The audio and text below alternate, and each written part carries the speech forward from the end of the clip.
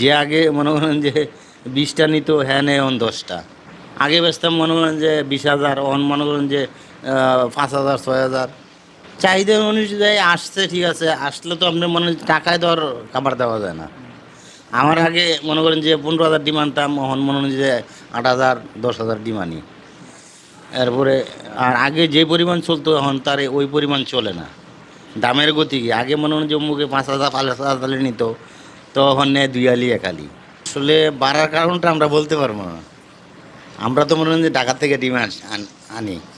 আমরা ডিলার হলো কাজী farm.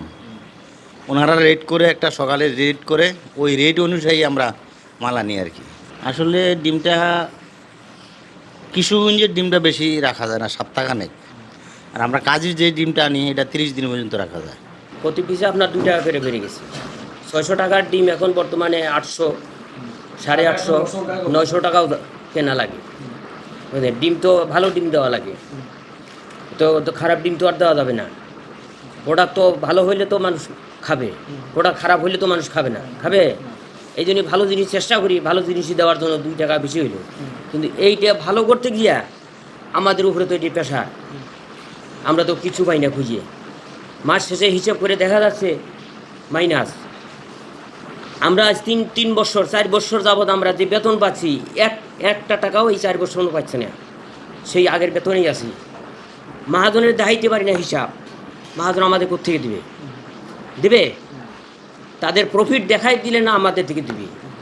Profit দেখাইতে পারি না, চিটা পারে না। আমরা অসহায়, এই বউ বাচ্চা নিয়ে কত কষ্টের ভিতরে আছি আমরা, এটা একমাত্র আল্লাহ জানে। মহাজনের সিসি লোন করা, লোনের টাকা তো গিয়ে তো কিস্তি তো দেওয়াই লাগবে বাধ্যতামূলক। খাবার থাক আর না থাক, ব্যবসা চলুক আর না চলুক, এই টাকার তো দেওয়াই লাগবে, বুঝছে। তাই আমরা সরকারের কাছে আবেদন করি যে কোনো মতে আমরা যেন টিকে থাকতে পারি।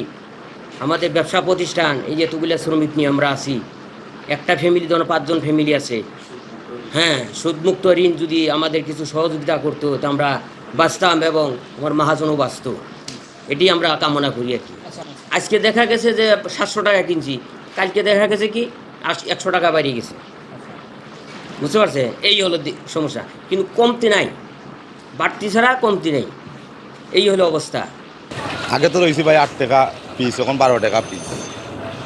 তো খাইতেইব ভাই, খানি তো মতরকে আপনার খাওয়ার জিনিস তো এখন 12 কার সময় খাইতেইব না, না খাইয়া যাইবা কই খাইতেইব।